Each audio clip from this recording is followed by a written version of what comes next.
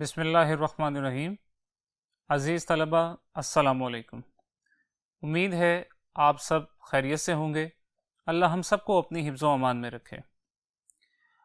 ہمارا آج کا موضوع درسی کتاب کا سبق نمبر 12 ہے، یعنی دوستی کا پھل۔ تو آئیے سبق پڑھنے کے لیے ہم بورڈ کی طرف چلتے ہیں۔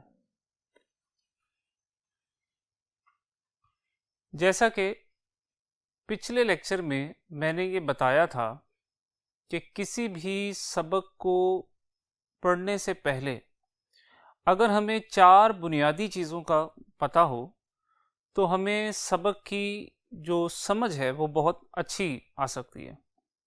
وہ 4 بنیادی چیزیں کیا ہیں؟ ہمیں سبق کی صنف کا پتہ ہونا چاہیے، ہمیں مصنف کے بارے میں کچھ اندازہ ہونا چاہیے، ہمیں اگر اس سبق کا کوئی ماخذ اہم ہے اس کے بارے میں تفصیل پتہ ہونی چاہیے، اور اس کے علاوہ اگر ہمیں سبق کے مرکزی خیال سے کچھ آگاہی ہو تو ہمیں سبق سمجھنے میں آسانی ہو جاتی ہے۔ تو آئیے یہی چاروں چیزیں اس سبق کے حوالے سے دیکھتے ہیں۔ سب سے پہلے اس سبق کی صنف کے بارے میں آپ کو بتاتا ہوں۔ اس سبق کی صنف لوک کہانی ہے۔ لوک کہانی جسے انگریزی میں فوک لور یا فوک ٹیل کہا جاتا ہے۔ اس کا کیا مطلب ہے؟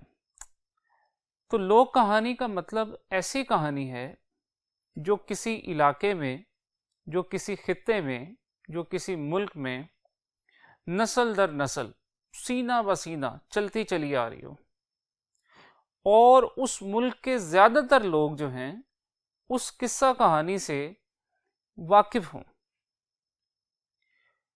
ایسی کہانیاں یا قصے دنیا کے ہر ملک میں پائے جاتے ہیں، اور ان کہانیوں کے اندر اس ملک کا کلچر، اس کی تہذیب، اس کا تمدن، اس کے عقائد، وہاں کے لوگوں کا رہن سہن، ہمیں یہ تمام چیزیں ان کہانیوں میں جھلکتی ہوئی صاف دکھائی دیتی ہیں۔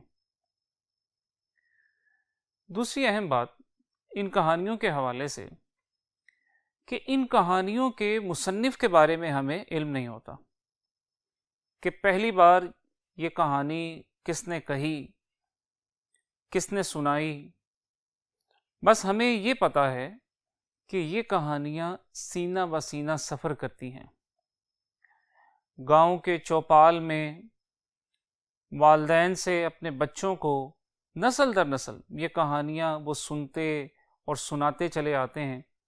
پھر ایک وقت آتا ہے کہ کوئی شخص ان کہانیوں کو تحریری شکل میں محفوظ کر لیتا ہے، تو انہیں اس خطے کی، اس علاقے کی، اس ملک کی لوک کہانیوں کے نام سے منسوب کیا جاتا ہے۔ اس میں ان لوک کہانیوں میں ایک خاص بات یہ بھی ہوتی ہے کہ عموماً ان میں اعلیٰ اخلاقی اقدار، ویلیوز جو ہیں وہ بیان کی جاتی ہیں۔ ان میں محبت، میزبانی، بہادری، یہ تمام جو انسانی اعلیٰ اوصاف ہیں، یہ خوبیاں جو ہیں ان کہانیوں کا نمایاں حصہ ہوتی ہیں۔ آئیے کچھ مصنف کے بارے میں دیکھتے ہیں۔ اس کے مصنف شفیع عقیل ہیں۔ یہ ایک صحافی بھی تھے، ادیب بھی تھے، محقق بھی تھے اور مترجم بھی تھے۔ ویسے تو زیادہ پڑھے لکھے نہیں تھے، لیکن اپنے ذاتی شوق کی وجہ سے اور تحقیق کی عادت کی وجہ سے انہوں نے دنیا بھر کی لوک کہانیوں کو اکٹھا کیا اور انہیں اردو زبان میں منتقل کیا۔ خصوصاً انہوں نے جاپانی لوک کہانیاں، جرمن لوک کہانیاں، پنجابی لوک کہانیاں، بلوچی لوک کہانیاں، ان بہت ساری کہانیوں کو انہوں نے اردو زبان میں منتقل کیا۔ تو یہ سبق جو ہم پڑھ رہے ہیں، اس کا جو ماخذ ہے، یعنی جس کتاب سے یہ سبق لیا گیا ہے، وہ بھی پنجابی لوک داستانیں شفیع عقیل ہی کی ترجمہ کی ہوئی کہانیاں ہیں۔ اس سے پہلے پنجابی لوک کہانیوں کے نام سے ان کی ایک کتاب پہلے بھی آ چکی تھی، تو انہوں نے مزید 20 کہانیاں پنجاب کے خطے سے لے کر انہیں اردو میں منتقل کیا اور پھر پنجابی لوک داستانے کے عنوان سے اسے کتابی شکل میں شائع کیا۔ ایک اتفاق کی بات یہ ہے کہ آپ کی درسی کتاب میں یہ سبق نمبر 12 ہے اور پنجابی لوک داستانے کتاب میں بھی اس کہانی کا نمبر 12 ہی ہے۔ بہرحال مرکزی خیال کی طرف چلتے ہیں کہ اس کہانی کا مرکزی خیال کیا ہے۔ اس کہانی کے مرکزی خیال کی اگر بات کی جائے تو اس میں جو ہمیں اہم نکات یا اہم باتیں ہمیں نظر آتی ہیں وہ ہے دوستی کی اہمیت۔ نمبر 2، دوستی کا رشتہ ہر رنگ، نسل اور خاندان سے بلند ہونا۔ اور نمبر 3، دوست وہی ہے جو مصیبت میں کام آئے۔ یہ 3 اہم باتیں ہیں جو اس کہانی کے حوالے سے ہمارے سامنے آتی ہیں، لیکن ایک خاص بات یہ ہے کہ یہ تینوں اہم باتیں دوستی ہی کے رشتے کے حوالے سے موجود ہیں۔ یعنی ہم یہ کہہ سکتے ہیں کہ اس سبق کا مرکزی خیال دوستی کے رشتے کے گرد گھومتا ہے۔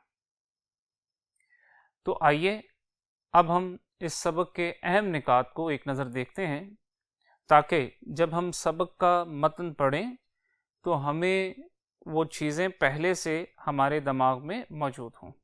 تو آئیے سبق کے اہم نکات کو ذہن نشین کرتے ہیں۔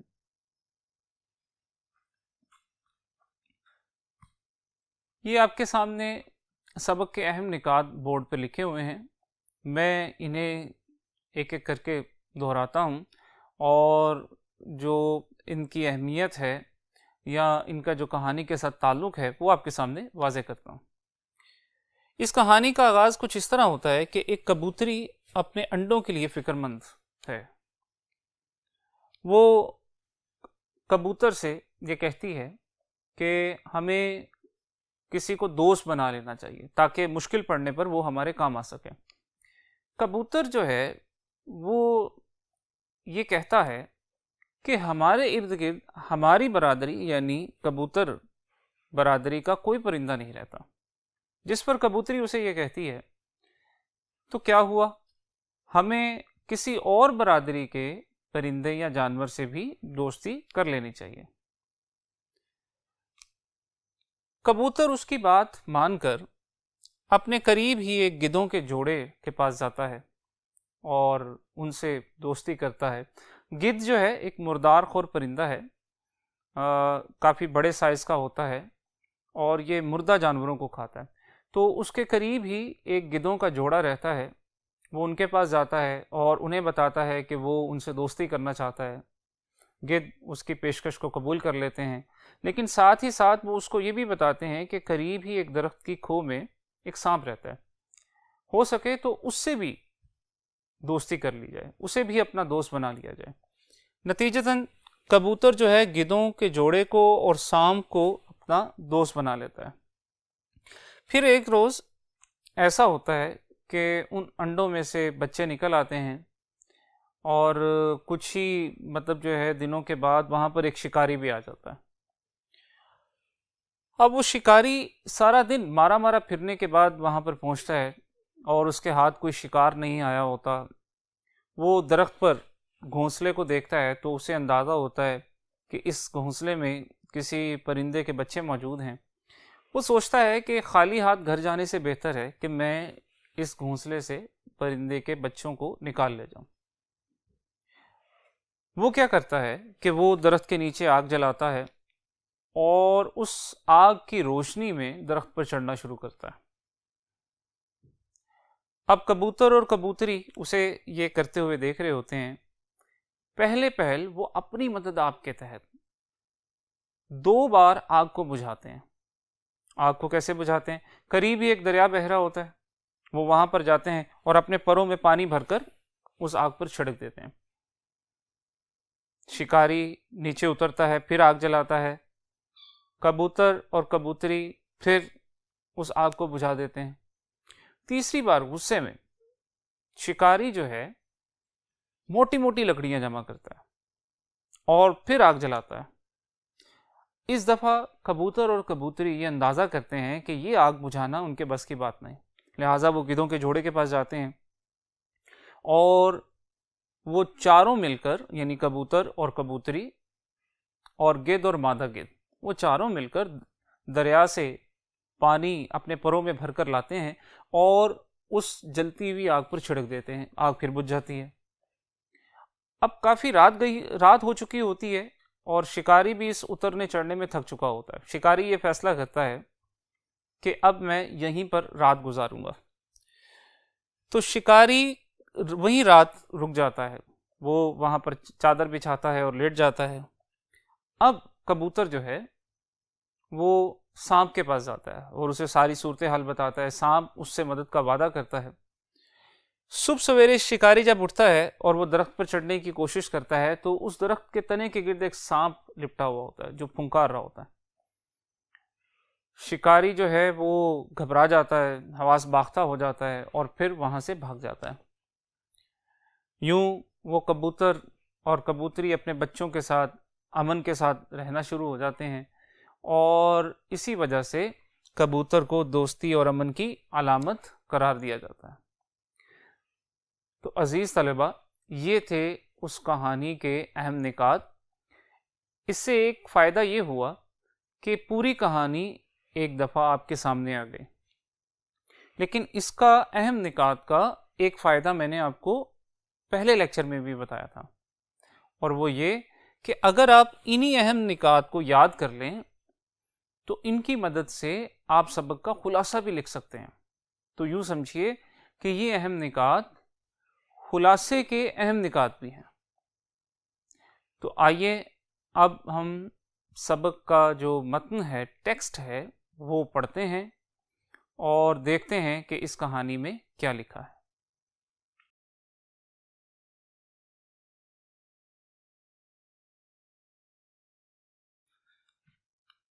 تو آئیے اب ہم سبق کا متن پڑھتے ہیں۔ سبق کا عنوان ہے دوستی کا پھل۔ مصنف کا نام ہے شفیع عقیل، لیکن ایک بات ذہن میں رہے کہ شفیع عقیل دراصل اس کے مصنف نہیں ہیں بلکہ مترجم ہیں۔ یہ کہانی سینہ بسینہ پنجاب کے خطے میں چلتی آ رہی ہے، اور اس کہانی کو شفیع عقیل نے اردو میں ترجمہ کر کے ہمارے سامنے پیش کیا ہے۔ تو آئیے اب اس کہانی کا اصل متن پڑھتے ہیں۔ کسی جنگل میں ایک کبوتر اور کبوتری رہتے تھے۔ ایک بڑے سے درخت پر ان کا گھونسلہ تھا اور اس میں وہ دونوں امن چین کی زندگی بسر کر رہے تھے۔ جب کبوتری نے گھونسلے میں انڈے دیے تو اسے ہر وقت اس بات کی فکر لگی رہتی کہ کہیں کوئی جانور انڈے نہ لے جائے۔ یہی بات سوچتے ہوئے ایک روز وہ کبوتر سے کہنے لگی، ہمارا یہاں کوئی ایسا سنگی ساتھی نہیں ہے جو وقت پڑنے پر کام آ سکے، لیکن تمہیں یہاں خطرہ کس بات کا ہے؟ کبوتر نے حیرانی سے دریافت کیا۔ اس پر کبوتری اسے سمجھانے کے انداز میں بولی، برا وقت کسی کو بتا کر نہیں آیا کرتا۔ پھر اس نے قدرے سنجیدگی سے کہا، ہمیں اپنے ایک دو ساتھی ضرور بنانے چاہیے تاکہ مصیبت کے وقت وہ ہماری مدد کر سکیں۔ کبوتری کی یہ بات سن کر کبوتر بھی سوچ میں پڑ گیا۔ پھر وہ کچھ سوچ کر کہنے لگا، تمہاری بات اپنی جگہ درست ہے، مگر مصیبت یہ ہے کہ یہاں ہماری برادری کا کوئی پرندہ بھی تو نہیں رہتا، پھر دوست بنائیں تو کسے بنائیں؟ کبوتری بولی، کوئی حرج نہیں، ہماری برادری کا کوئی پرندہ نہیں ہے تو کیا ہوا؟ آخر کسی دوسری برادری کے پرندے یا جانور سے بھی تو تعلقات قائم کیے جا سکتے ہیں۔ اکیلا جاندار دنیا میں کسی کام کا نہیں ہوتا، ہمیں کوئی نہ کوئی ساتھی ضرور بنا لینا چاہیے۔ سچ تو یہ ہے کہ کبوتری کی بات کبوتر کے دل کو لگ گئی تھی۔ آج تک اس کا اس طرف دھیان ہی نہ گیا تھا، اور اب کبوتری کے کہنے پر اسے بھی احساس ہونے لگا تھا کہ کوئی نہ کوئی دوست ضرور ہونا چاہیے۔ وہ دل ہی دل میں اپنے ارد گرد کے قریبی علاقے کے بارے میں سوچنے لگا کہ وہاں کون کون رہتا ہے۔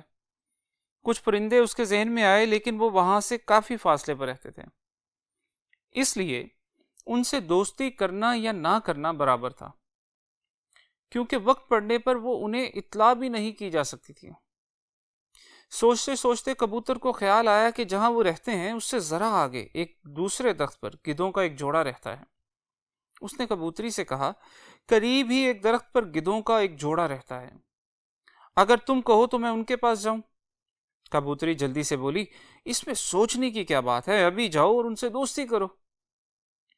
مگر مجھے تو گدھوں سے ڈر لگتا ہے، ان کا ہم سے میل مشکل معلوم ہوتا ہے۔ میل یعنی تعلق۔ کبوتر سوچ میں پڑ گیا، لیکن کبوتری نے پھر اسے سمجھاتے ہوئے کہا، گدھ ہیں تو کیا ہوا، ہیں تو پرندے، تم جا کر تو دیکھو۔ اچھا تم کہتی ہو تو میں چلا جاتا ہوں۔ کبوتر نے اتنا کہا اور اسی وقت اڑ کے گدھوں کے جوڑے کے پاس جا پہنچا۔ وہاں پہنچ کر اس نے سلام دعا کی اور پھر بڑی اپنائیت سے کہنے لگا، ہم سب ایک دوسرے کے پڑوسی ہیں اور اس طرح ہمارا رشتہ سگوں جیسا ہے، پھر کیوں نہ ہم ایک دوسرے کے دوست بن جائیں۔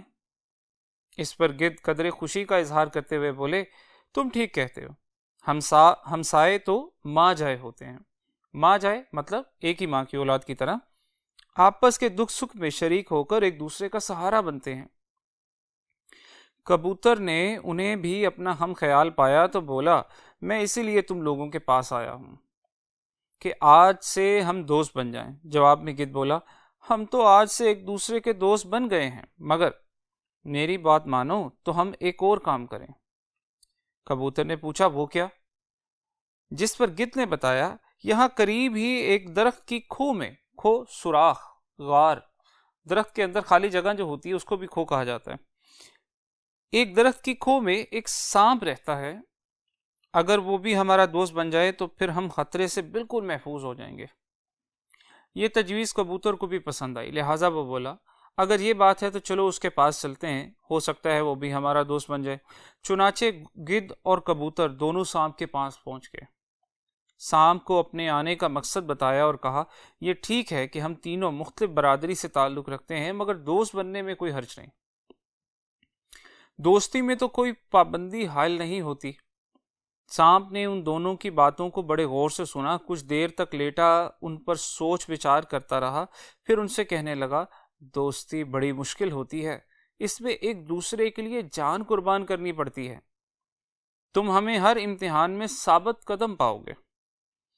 دونوں نے بیک زبان سانپ سے کہا۔ اس پر سانپ بولا، اگر یہ بات ہے تو مجھے تم دونوں کی دوستی منظور ہے، آج سے ہم تینوں دوست ہیں اور وقت پڑنے پر ایک دوسرے کی پوری مدد کریں گے۔ بالکل ایسا ہی ہوگا۔ اس طرح کبوتر، گدھ اور سانپ کی دوستی ہو گئی۔ اب کبوتری مطمئن تھی کہ وہ اکیلے نہیں رہے، ان کے دوسرے ساتھی بھی ہیں۔ دن گزرتے گئے، کبوتری نے جو انڈے دیے تھے اب ان کی جگہ ننھے منھے بچوں نے لے لی تھی۔ کبوتری اور کبوتر دن رات بچوں کی دیکھ بھال اور حفاظت میں لگے رہتے۔ ایک روز ایک شکاری اس طرف آ نکلا، صبح سے مارا پھر رہا تھا، لیکن کوئی شکار اس کے ہاتھ نہیں لگا تھا۔ وہ اسی درخت کے نیچے آ کر کھڑا ہو گیا جس پر کبوتر اور کبوتری نے گھونسلہ بنا رکھا تھا۔ اس نے دل میں سوچا، خالی ہاتھ گھر جانا اچھی بات نہ ہوگی، کیوں نہ کسی گھونسلے سے کسی جانور کے بچے ہی پکڑ کر لے چلوں، کچھ تو مل جائے گا۔ اتنا سوچ کر اس نے ارد گرد سے درخت کا جائزہ لیا تو اسے اس پر ایک گھونسلہ دکھائی دیا۔ گھونسلہ دیکھ کر اس نے اپنے تجربے سے اس کا اندازہ بھی کر لیا کہ یہ گھونسلے میں کسی پرندے کے بچے بھی موجود ہیں۔ اس وقت شام ہونے کو آئی تھی اور آہستہ آہستہ چاروں طرف اندھیرا پھیلنے لگا تھا۔ یہ دیکھ کر شکاری کے ذہن میں ایک ترکیب آئی اور اس نے سوچا، اگر میں درخت کے نیچے آگ جلا دوں تو روشنی میں درخت پر گھونسلہ تلاش کرنے میں آسانی رہے گی۔ اس نے ادھر ادھر سے چند سوکھی لکڑیاں اور گھاس پھونس جمع کی اور پھر ان میں آگ لگا کر الاؤ سا روشن کر دیا۔ اس کے بعد وہ درخت پر چڑھنے کی تیاری کرنے لگا۔ ادھر درخت کے نیچے شکاری یہ تیاری کر رہا تھا، ادھر درخت پر بیٹھے ہوئے کبوتر اور کبوتری یہ سب کچھ دیکھ رہے تھے۔ وہ شکاری کی نیت بھانپ گئے تھے، یعنی جان گئے تھے، اور اب اپنے بچوں کو بچانے کی ترکیبیں سوچ رہے تھے، جو ابھی اتنے چھوٹے تھے کہ اڑ بھی نہ سکتے تھے۔ کبوتر کبوتری سے کہنے لگا، میں ابھی اپنے دوستوں کو خبر کرتا ہوں اور انہیں جلد بلا کر لاتا ہوں۔ دوستوں سے مراد یعنی گدوں کے جوڑے کو اور سانپ کو۔ اس پر کبوتری کہنے لگی یہ درست ہے کہ تم اپنے دوستوں کو بلا لاؤ گے اور یہ بھی ٹھیک ہے کہ وہ ہماری مدد کو آ بھی جائیں گے، لیکن بہتر یہ ہے کہ پہلے ہم خود کوشش کریں۔ ہو سکتا ہے دوسروں کی مدد کے بغیر ہی یہ مصیبت ٹل جائے۔ میرا تو خیال ہے پہلے اپنے دوستوں کو خبر کر دینی چاہیے، کبوتر نے اپنی رائے پیش کرتے ہوئے کہا، جس پر کبوتری نے کہا اگر کوئی اپنی مدد آپ نہ کرے تو دوسرے بھی اس کی مدد کو تیار نہیں ہوا کرتے۔ اب یہ بڑا ایک بنیادی کلیہ یا اصول جو ہے وہ کبوتری نے بیان کیا۔ ہاں، اگر ہم اس کا مقابلہ کرنے میں ناکام ہو جائیں تو پھر تم اپنے دوستوں کو ضرور بلا لانا، مگر پہلے ہمیں خود ہی کچھ کرنا چاہیے۔ شکاری آگ جلا چکا تھا اور اب اس نے اس کی روشنی میں درخت پر چڑھنا شروع کر دیا تھا۔ کبوتری نے جب اسے درخت پر چڑھتے ہوئے دیکھا تو کبوتر سے بولی اگر ہم آگ بجھا دیں تو شکاری اندھیرے میں ہمارا گھونسلہ نہیں ڈھونڈ سکے گا، مگر ہم آگ کیسے بجھا سکتے ہیں؟ کبوتر قدرے فکر مند ہوتے ہوئے بولا تم آؤ تو صحیح، ہم کوشش کرتے ہیں۔ کبوتری نے اتنا کہا اور وہ دونوں بجلی کی سی تیزی سے اڑ گئے۔ قریب ہی دریا بہہ رہا تھا، ان دونوں نے دریا پر پہنچ کر اپنے پروں میں پانی بھرا، پھر آن کی آن میں یعنی فوراً واپس آ کر وہ پانی جلتی ہوئی آگ پر چھڑک دیا۔ وہ پھر اڑے اور دوبارہ پانی لا کر آگ پر چھڑکا، اور اس طرح چند ہی لمحوں میں 3-4 بار پانی لا کر انہوں نے آگ پر چھڑک دیا، جس سے جلتی ہوئی آگ بجھ گئی۔ درخت پر چڑھتے ہوئے شکاری نے جب دیکھا کہ آگ بجھ گئی ہے اور اندھیرے میں گھونسلہ تلاش کرنا مشکل ہے تو نیچے اتر کر اس نے دوبارہ آگ جلائی اور پھر سے درخت پر چڑھنے لگا۔ ادھر کبوتر اور کبوتری نے جب دیکھا کہ آگ دوبارہ روشن ہو گئی ہے تو وہ پھر سے بھاگے بھاگے دریا پر گئے اور پہلے کی طرح پروں میں پانی بھر بھر کر لا کر اس پر چھڑکنے لگے، اور اس طرح چند ہی لمحوں میں انہوں نے پھر سے آگ بجھا دی۔ شکاری ایک بار پھر درخت پر چڑھتے چڑھتے رک گیا۔ کچھ اندھیرا بھی بڑھ چکا تھا اور روشنی کے بغیر درخت پر چڑھنا ممکن نہیں تھا۔ اسے آگ پر رہ رہ کر غصہ آ رہا تھا کہ یہ اپنے آپ بجھ کیسے جاتی ہے۔ وہ غصے میں کھولتا ہوا پھر درخت سے نیچے اترا اور ایک بار پھر ادھر ادھر سے لکڑیاں جمع کر کے ان میں آگ لگا دی۔ اس دفعہ اس نے موٹی موٹی لکڑیاں جمع کی تھیں تاکہ جلنے کے بعد آگ بجھ نہ سکے۔ کبوتر اور کبوتری نے جب یہ دیکھا کہ اس دفعہ کی آگ بجھانا ان کے بس کی بات نہیں تو وہ بہت گھبرائے۔ اب دوستوں کی مدد ضروری تھی۔ چنانچہ کبوتری نے کبوتر سے کہا اب دوستوں سے مدد لینے کا وقت آ گیا ہے، جلدی جاؤ اور اپنے گدھ دوست کو مدد کے لیے بلا لو۔ یہ سنتے ہی کبوتر آن کی آن میں گدھ کے جوڑے کے پاس پہنچا اور انہیں ساری بات بتا کر کہا اب مجھے تم لوگوں کی مدد کی ضرورت ہے۔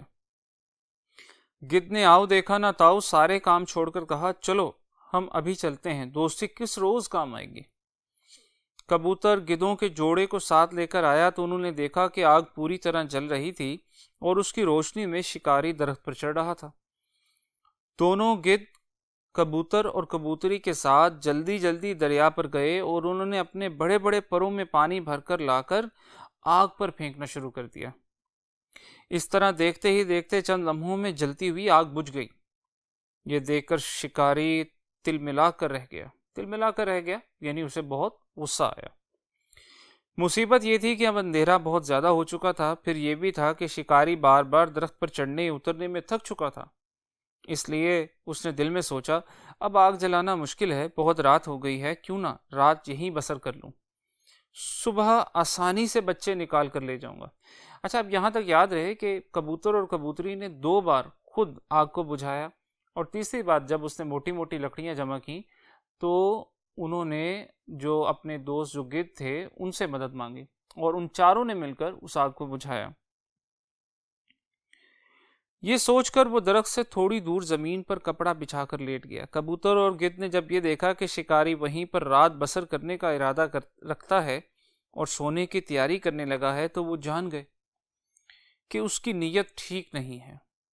یہ صبح ضرور گھونسلے میں سے بچے نکال کر لے جائے گا۔ یہ جان کر وہ کچھ دوسری ترکیبیں سوچنے لگے۔ کبوتری نے رائے دی میری مانو تو تم دونوں اپنے دوست سام کے پاس جاؤ، اس وقت وہی ہماری مدد کر سکتا ہے. ہاں وہ یقیناً اس وقت ہمارے کام آ سکتا ہے. مادہ گدھ نے بھی کبوتری کی رائے پسند کی. کبوتر اور گدھ دونوں تھوڑی ہی دیر میں اپنے دوست سام کے پاس پہنچ گئے. وہاں پہنچ کر انہوں نے شروع سے آخر تک اسے ساری بات بتائی اور پھر کہا اس وقت شکاری وہیں سویا ہوا ہے اور ہمیں ڈر ہے کہ وہ صبح ضرور بچے نکال کر لے جائے گا. سانپ لیٹے لیٹے سوچنے لگا تو کبوتر بولا اب صرف تمہاری مدد ہی میرے بچوں کی زندگی بچا سکتی ہے. ہم اس لیے تمہارے پاس آئے ہیں. گدھ نے بھی کبوتر کی حمایت کرتے ہوئے کہا. سانپ بڑے غور سے ان کی باتیں سن کر کہنے لگا تم لوگ گھبراؤ نہیں. اس وقت تم دونوں جاؤ, میں صبح سارا بندوبست کر لوں گا. جیسے تمہاری مرضی, گدھ اور کبوتر نے کہا اور وہ دونوں واپس گھونسلے میں آ گئے. وہاں آ کر انہوں نے کبوتری اور مادہ گدھ کو ساری بات بتائی اور کہا کہ سانپ نے ہمیں مدد کرنے کا یقین دلایا ہے, وہ ضرور اپنی دوستی نبھائے گا. اس کے بعد وہ چاروں کے چاروں درخت پر بیٹھے بیٹھے صبح کا انتظار کرنے لگے. شکاری رات بھر بڑے مزے سے سویا اور جب صبح ہوئی تو وہ خوش آنکھیں ملتا ہوا اٹھا کہ درخت پر چڑھ کر گھونسلے میں سے بچے نکالے اور اپنے گھر کی راہ لے. اس نے اٹھ کر اپنا سامان وغیرہ سمیٹا اور جو ہی درخت پر چڑھنے کے لیے اس کے پاس گیا اس کی آنکھیں پھٹی کی پھٹی رہ گئیں. وہ حواس باختہ ہو گیا. حواس باختہ ہو جانا, ہوش گم ہو جانا, آنکھیں پھٹی کی پھٹی رہ جانا, بہت زیادہ حیران ہو جانا. گھبراہٹ اور خوف میں اسے اپنا ہوش تک نہ رہا. اس کے تیر کمان کہیں تھے اور اب وہ اپنی جان بچانے کی فکر کر رہا تھا. اس نے دیکھا جس درخت پر چڑھ کر اسے کبوتر کے گھونسلے سے بچے نکالنے تھے اس درخت کے تنے کے ارد گرد بہت بڑا سانپ لپٹا ہوا اسے دیکھ دیکھ کر پھنکار رہا تھا. شکاری نے دل میں سوچا جس طرح بھی ہو اپنی جان بچاؤ. بھاڑ میں جائے شکار. وہ اپنا سارا سامان چھوڑ چھاڑ کر الٹے پاؤں ایسا بھاگا کہ پھر پلٹ کر نہ دیکھا. وہ دن اور آج کا دن اس شکاری کا کہیں پتہ نہیں چل سکا. لیکن کبوتر آج بھی سکھ چین کی زندگی بسر کر رہے ہیں اور یہ سب کچھ ان کی دوستی کا نتیجہ ہے. یہی وجہ ہے کہ آج بھی لوگ دوستی اور امن کے پیغام کے لیے کبوتر ہی استعمال کرتے ہیں. تو عزیز طلبہ, یہ تھا مکمل سبق. آپ نے پہلے اہم نکات کے ذریعے اس سبق کے جو اہم موڑ تھے کہانی کے وہ پہلے سے سمجھ رکھے تھے. اب ہم نے جب یہ سبق پڑھا ہے تو امید کرتا ہوں کہ یہ اب آپ کو بہت اچھے طریقے سے سمجھ آ گیا ہوگا. یاد رہے کہ اس میں دوستی کی اہمیت کے حوالے سے بات کی گئی ہے. یعنی دوستی ایک ایسا رشتہ ہے جو ہر رنگ, ہر نسل, ہر خاندان, ہر برادری سے بالا تر ہے, بلند ہے. اور دوست وہی ہے جو مصیبت پڑنے پر کام آئے. انشاءاللہ اگلے لیکچر میں نئے موضوع کے ساتھ ملیں گے. اب تک کے لیے اجازت دیجیے. اللہ حافظ.